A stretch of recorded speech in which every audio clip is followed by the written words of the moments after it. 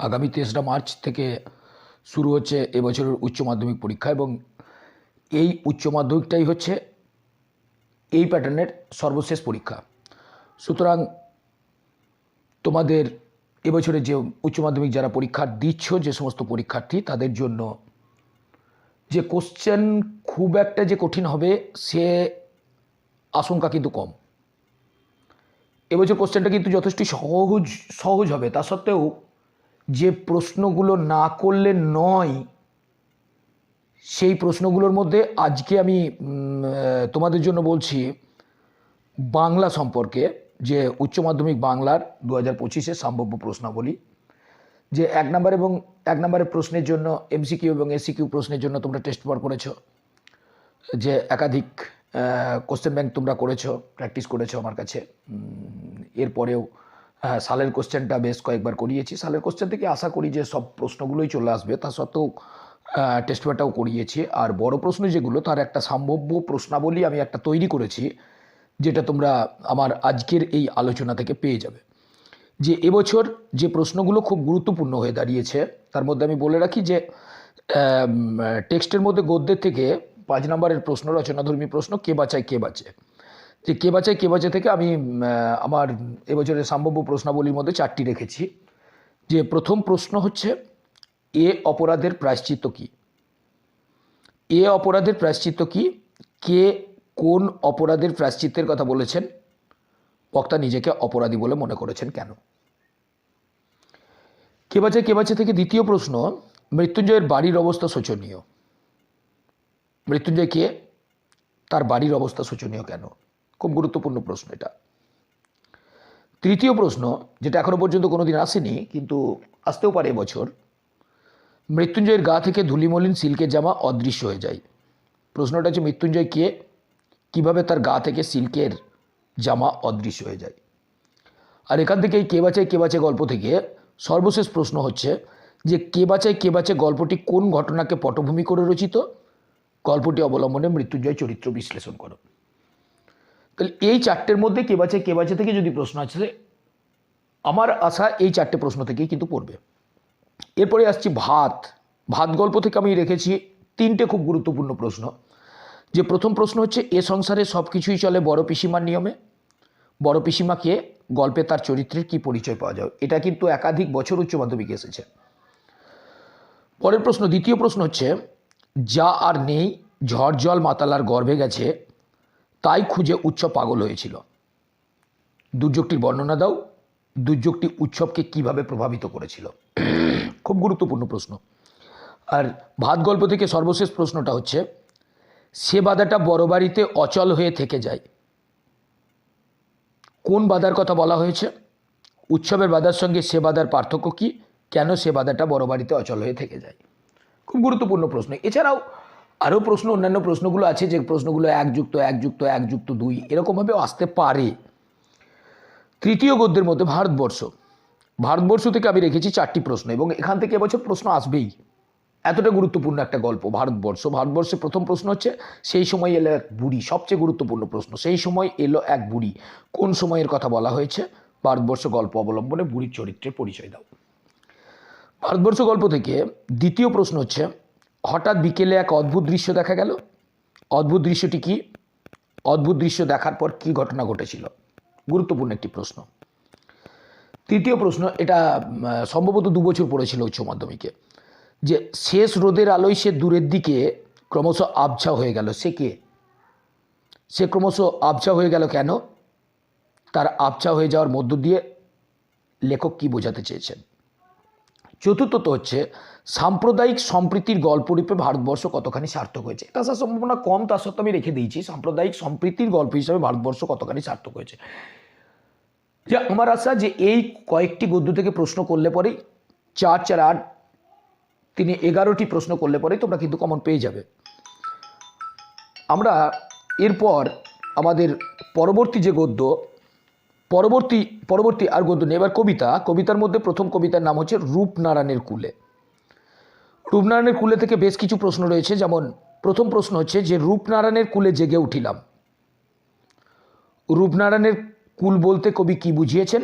রূপনারায়ণের কুলে জেগে ওঠার তাৎপর্য কী? খুব গুরুত্বপূর্ণ প্রশ্ন এবছর, এবং বলা যেতে পারে যে রূপনারায়ণের কুলে এখান থেকে প্রশ্ন আসবেই। দ্বিতীয় প্রশ্ন হচ্ছে রূপনারায়ণের কুলে থেকে, সে কখনো করে না বঞ্চনা, কে কেন কখনো বঞ্চনা করে না, কবি কিভাবে উপলব্ধি করেন সে বঞ্চনা করে না। ভালো প্রশ্ন, ভালো প্রশ্ন। তৃতীয় প্রশ্ন হচ্ছে মৃত্যুতে সকল দেনা শোধ করে দিতে। যে মৃত্যুতে সকল দেনা বলতে কবি কি বুঝিয়েছেন, সে দেনা কিভাবে কবি শোধ করে দিতে চেয়েছেন। এই তিনটে প্রশ্নের মধ্যে এখান থেকে যদি প্রশ্ন আসে, আমার আশা এই তিনটে প্রশ্নের মধ্যেই কিন্তু পড়বে। এরপরে আমরা যাচ্ছি আমাদের পরবর্তী কবিতা শিকার। শিকার এবছর কিন্তু আসছে। যে শিকার কবিতায় প্রথম প্রশ্ন হচ্ছে যে শিকার কবিতায় উল্লিখিত ভোরের চিত্র সম্পর্কে লেখো, সেই পরিবেশ কিভাবে করুণ হয়ে উঠল। মানে ওই শিকার কবিতায় যে দুটো ভোরের দৃশ্য রয়েছে, প্রথমে প্রাকৃতিক সৌন্দর্য এবং তারপরে সেই হরিণটাকে শিকার করার যে দৃশ্য, এটাই লিখতে হবে। দ্বিতীয়ত হচ্ছে এখান থেকে আরেকটি প্রশ্ন এসেছে, সে ভোরের আলোয় নেমে। কে ভোরের আলোয় নেমে এসেছিল, তার ভোরের আলোয় নেমে আসার পর কি ঘটনা ঘটেছিল। খুব গুরুত্বপূর্ণ প্রশ্ন এটা, কিন্তু খুব খুব খুব গুরুত্বপূর্ণ প্রশ্ন। মহুয়ার দেশ তৃতীয় কবিতা, এখান থেকে আসার সম্ভাবনা নেই বললেই চলে। তা সত্ত্বেও যদি কোনো কারণবশত দিয়ে দেয়, সেই কারণে আমি একটি মাত্র প্রশ্ন এখানে রেখেছি, যে আমার ক্লান্তির উপরে ঝরুক মহুয়া ফুল, নামুক মহুয়ার গন্ধ। যে আমার বলতে কার কথা বোঝানো হয়েছে, তিনি ক্লান্ত কেন, কেন তার এরূপ প্রার্থনা। যে এরূপ প্রার্থনা বলতে গেলে তার ক্লান্তির উপরে ঝরুক মহুয়া ফুল, নামুক মহুয়ার গন্ধ, এ কথাটা কেন বলেছেন। এখান থেকে আসার সম্ভাবনা কিন্তু খুব কম, খুব কম। গত বছর এসেছিল, এখনও রিপিট এরকম বড় প্রশ্ন কোনো দিন আসেনি। 2015 সাল থেকে উচ্চ মাধ্যমিকের প্রশ্ন হচ্ছে। আরেকটি রয়েছে কবিতা এরকম, আমি দেখি থেকে এবছর আসবে না, একদম নিশ্চিত, কোনোভাবেই আসবে না। পরবর্তী কবিতা রয়েছে ক্রন্দনরতা জননীর পাশে। এই ক্রন্দনরতা জননীর পাশে কবিতা থেকে আমি দুটো প্রশ্ন রেখেছি। যে প্রথম প্রশ্ন হচ্ছে যে ক্রন্দনরতা জননীর পাশে কবিতায় কবি জননীকে ক্রন্দনরতা বলেছেন কেন, এই পরিস্থিতিতে কি করা উচিত বলে কবি মনে করেন। ভালো প্রশ্ন একটি। ক্রন্দনরতা জননীর পাশে কবিতায় কবি জননীকে ক্রন্দনরতা বলেছেন কেন, এই পরিস্থিতিতে কি করা উচিত বলে কবি মনে করেন। পরবর্তী প্রশ্ন হচ্ছে আমি তা পারি না, কবি কি পারেন না আর কবি কি পারেন। এটাই কিন্তু সবচেয়ে গুরুত্বপূর্ণ প্রশ্ন এই কবিতা থেকে আমার আশা। শিকার কবিতায় যে দ্বিতীয় প্রশ্ন যেটা বললাম, যে এসেছে সে ভোরের আলোয় নেমে, কে ভোরের আলোয় নেমে এসেছিল, তার ভোরের আলোয় নেমে আসার পরবর্তী ঘটনা কি ঘটেছিল, এবং রূপনারায়ণের কুলে জেগে উঠিলাম, রূপনারায়ণের কুলে জেগে ওঠার তাৎপর্যটা কি, এই দুটো প্রশ্নই আমার মনে হয় যেন এই দুটোই পড়বে। এবার নাটক থেকে দেখো, দুটো নাটক রয়েছে, বিভাব এবং নানা রঙের দিন। বিভাব নাটক থেকে আমি চারটি প্রশ্ন রেখেছি বিভাব থেকে। যে প্রথম প্রশ্ন হচ্ছে বুদ্ধিটা কি করে এলো তা বলি। বুদ্ধিটি কি, কিভাবে তা বক্তার মাথায় এসেছিল। ওই যে আলো, সিনসিনারি, ঝালর ছাড়াও কিভাবে অভিনয় করা যায়। দ্বিতীয় প্রশ্ন, এমন সময় হঠাৎই এক সাহেবের লেখা পড়লাম। সাহেবের নাম কি, তিনি কি লিখেছিলেন। আইজেনস্টাইনের যে লেখাটা রয়েছে, খুব ইম্পর্টেন্ট প্রশ্ন এটা। তৃতীয় প্রশ্ন হচ্ছে জীবন কোথায়, এটা এক বছর পড়েছিল। জীবন কোথায়, কে কাকে বলেছেন, বক্তা জীবনকে কোথায় খুঁজে পাওয়া যাবে বলে মনে করেন। ভালো প্রশ্ন, এটা সম্ভাবনা অপেক্ষাকৃতভাবে কম। লাস্ট প্রশ্ন হচ্ছে বিভাব নাটকের নামকরণের সার্থকতা বিচার করো। দিলেও দিতে পারে কিন্তু নামকরণ, এখনো পর্যন্ত নামকরণ প্লেন বিভাব থেকে কোনো বছর আসেনি, এবছর দিলেও দিতে পারে। দ্বিতীয় নাটক হচ্ছে নানা রঙের দিন। এই দুটো নাটকের মধ্যে যে কোনো একটা নাটক থেকে সব প্রশ্নগুলো করলে পরে কমন পেয়ে যাবে।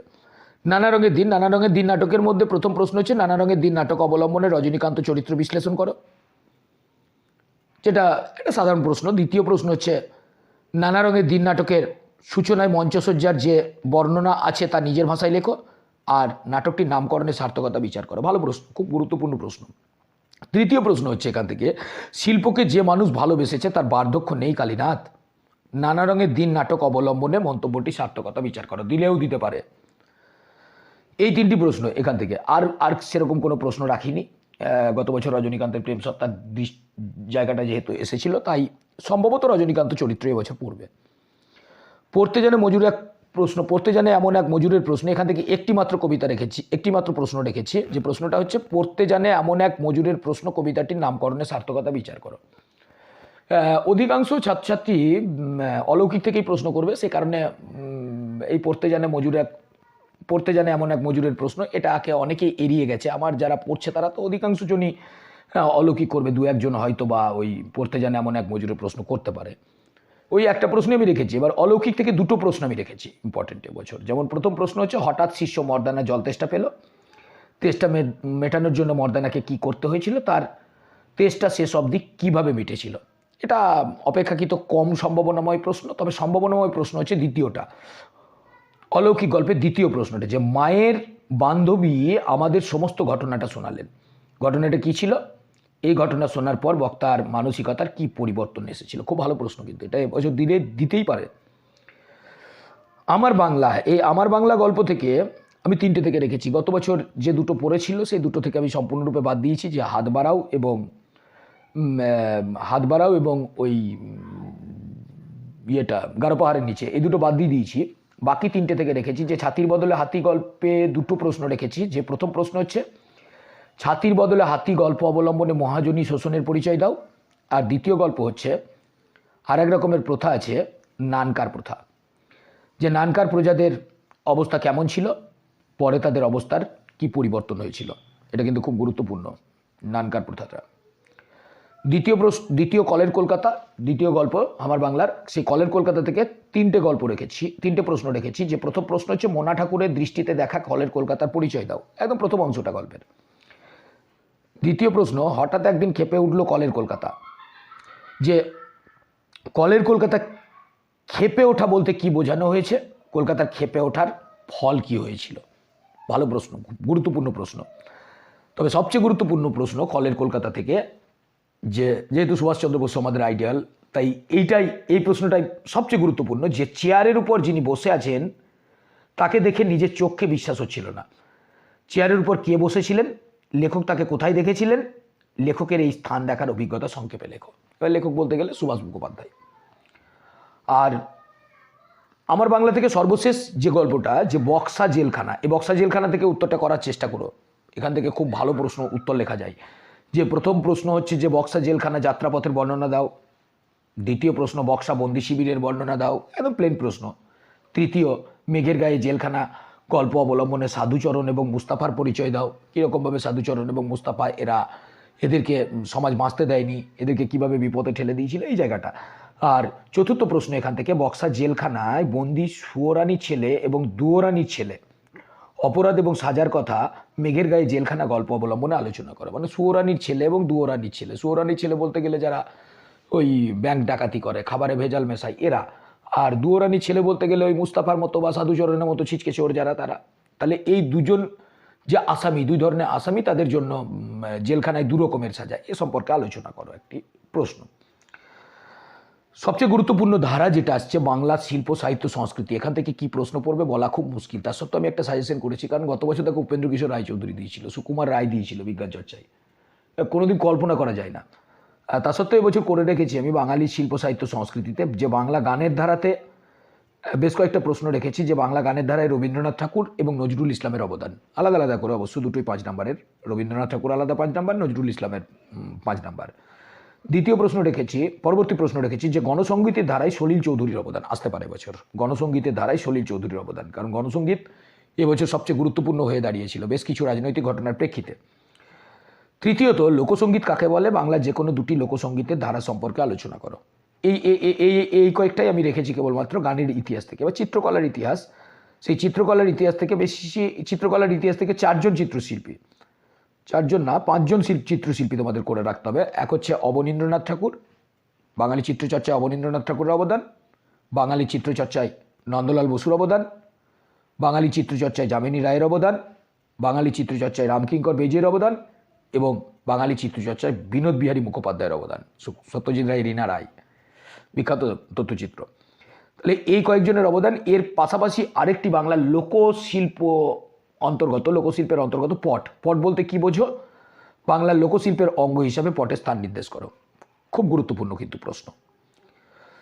চলচ্চিত্রের ধারা, সেই চলচ্চিত্রের ধারা থেকে আমি 3টি প্রশ্ন রেখেছি। যে 3জন পরিচালক, সত্যজিৎ রায়, মৃণাল সেন এবং ঋত্বিক ঘটকের অবদান, পৃথক পৃথক 3টে প্রশ্ন, যে সত্যজিৎ রায়ের অবদান, মৃণাল সেনের অবদান, ঋত্বিক ঘটকের অবদান। আর আরেকটি রেখেছি কি যে চলচ্চিত্রের ইতিহাস থেকে আরেকটি রেখেছি, যে তথ্যচিত্র কাকে বলে, বাংলা তথ্যচিত্রের ধারা সম্পর্কে আলোচনা করো। খুব গুরুত্বপূর্ণ প্রশ্ন, তথ্যচিত্র কাকে বলে, বাংলা তথ্যচিত্রের ধারা সম্পর্কে আলোচনা করো। বিজ্ঞান চর্চার ইতিহাস, এই বিজ্ঞান চর্চার ইতিহাস থেকে প্রথম প্রশ্ন হচ্ছে জগদীশচন্দ্র বসু, যে বিজ্ঞান চর্চায় জগদীশচন্দ্র বসুর অবদান, চিকিৎসা বিজ্ঞানে বিধানচন্দ্র রায়ের অবদান, মহিলা চিকিৎসক রূপে কাদম্বিনী বসু গাঙ্গুলির অবদান, এবং বাঙালি বিজ্ঞান চর্চায় বা বিজ্ঞানের প্রতিকৃত রূপে মহেন্দ্রলাল সরকারের অবদান। এই কয়েকটা বিজ্ঞান চর্চা থেকে রেখেছি, তবে এর মধ্যে যে আসবে তার কোনো কিন্তু নিশ্চয়তা কিন্তু কিছু নেই, তার নিশ্চয়তা কিছু নেই। ক্রীড়া সংস্কৃতি, এই ক্রীড়া সংস্কৃতি থেকে রয়েছে কি, যে ক্রীড়া সংস্কৃতি হচ্ছে যে ভারতীয় পুরাণে কুস্তি কী নামে পরিচিত, বাঙালির কুস্তি চর্চার পরিচয় দাও। এটা কুস্তি থেকে, যে ভারতীয় পুরাণে কুস্তি কী নামে পরিচিত, বাঙালির কুস্তি চর্চার পরিচয় দাও। দ্বিতীয় প্রশ্ন রেখেছি ক্রীড়া সংস্কৃতি থেকে, বাঙালির ক্রীড়া সংস্কৃতিতে ব্রতচারীর অবদান আলোচনা করো। গুরুসদয় দত্ত এবছর আসতেই পারে, কিন্তু ব্রতচারীর অবদান আলোচনা করো। টেস্ট পেপারে বেশ কিছু পেজে কিন্তু দিয়েছিল। তৃতীয় রেখেছি যে সাঁতারে মিহির সেন এবং আরতি সাহার অবদান, দুজন মিলিয়ে 5 নাম্বার, মিহির সেন এবং আরতি সাহার অবদান। চতুর্থ প্রশ্ন হচ্ছে ক্রিকেটে সৌরভ গাঙ্গুলির অবদান, এটা পড়েছে একাধিকবার পড়েছে, তবে একদম ডাইরেক্ট সৌরভ গাঙ্গুলি হিসাবে পড়েনি, যে আন্তর্জাতিক ক্ষেত্রে কৃতিত্ব দেখিয়েছেন এমন একজন বাঙালি ক্রীড়াবিদের নাম উল্লেখ করে তার কৃতিত্ব আলোচনা করো, সৌরভ গাঙ্গুলি সেক্ষেত্রে। তাছাড়া আর অতটা কৃতিত্ব কেউ কিন্তু কোনো বাঙালি কিন্তু দেখাতে পারেননি। পঞ্চম প্রশ্ন এখান থেকে রেখেছি যে পুরাণ মতে দাবা খেলার স্রষ্টাকে, বাঙালি দাবা খেলা সম্পর্কে আলোচনা করো। এটা খুব গুরুত্বপূর্ণ, সবচেয়ে গুরুত্বপূর্ণ। এই পুরাণ মতে দাবা খেলার স্রষ্টাকে, মন্দোদরী, বাঙালির দাবা খেলা সম্পর্কে আলোচনা করো। আর ষষ্ঠ প্রশ্ন হচ্ছে যে ফুটবলে নগেন্দ্র প্রসাদ সর্বাধিকারীর অবদান আলোচনা করো। যে ফুটবলের ইতিহাসে 1911 সাল গুরুত্বপূর্ণ কেন, 1911 সাল মোহনবাগানের শিল্ড কাপ জয় সবচেয়ে একটা গুরুত্বপূর্ণ একটা ধারা। ভাষার ইতিহাস থেকে বেশ কিছু প্রশ্ন রেখেছি আমি, যে ভাষার ইতিহাসের প্রথম প্রশ্ন হচ্ছে ভাষা বিজ্ঞানের প্রধান ধারাগুলি কি কি, সেগুলি সম্পর্কে আলোচনা করা। আমি সবগুলোই দিয়েছি, কিন্তু পরীক্ষাতে পড়লে পরে একটাই দেবে, একটা ধারা যে কোনো। ভাষা বিজ্ঞানের প্রধান ধারাগুলি কি কি, তুলনামূলক ভাষাবিজ্ঞান, বর্ণনামূলক ভাষাবিজ্ঞান এবং ঐতিহাসিক ভাষাবিজ্ঞান, এই যে কোনো একটি ধারা সম্পর্কে আলোচনা করে। এটাই কিন্তু পরীক্ষাতে পড়বে, 3টে ধারা দেবে না। দ্বিতীয় রেখেছি যে ফলিত ভাষাবিজ্ঞানের ধারাগুলি কি কি, যে কোনো একটি ধারা সম্পর্কে আলোচনা করে। এক্ষেত্রে সমাজ ভাষাবিজ্ঞানটা লিখলে পরে বোধ হয় সবচেয়ে ভালো হবে, ফলিত ভাষাবিজ্ঞানের ধারাগুলি। ধ্বনিতত্ত্বের বিষয়ে যেটা আমি আমার এবছরের সম্ভাব্য প্রশ্নাবলীর মধ্যে রেখেছি, যে উদাহরণসহ গুচ্ছধ্বনি এবং যুক্তধ্বনির পরিচয় দাও। গুচ্ছধ্বনি এবং যুক্তধ্বনি এটা আড়াই করে 5। 2 নম্বর প্রশ্ন হচ্ছে ধ্বনিমূল এবং সহধ্বনি কাকে বলে, এদের সম্পর্ক আলোচনা করো। ভালো প্রশ্ন, ধ্বনিমূল এবং সহধ্বনি কাকে বলে, এদের সম্পর্কে আলোচনা করো। এটা মুখস্থ করার কোনো প্রয়োজন পড়ে না, ছক দেখি হয়ে যাবে। তৃতীয়ত হচ্ছে ধ্বনিমূলের অবস্থান এবং সমাবেশ বলতে কি বোঝো, এটা কিন্তু এবছর আবার ভেরি ভেরি ইম্পর্টেন্ট, যে ধ্বনিমূলের অবস্থান এবং সমাবেশ বলতে কি বোঝো। আর চতুর্থত হচ্ছে অবিভাজ্য ধ্বনি কাকে বলে, যে কোনো দুটি অবিভাজ্য ধ্বনির পরিচয় দাও।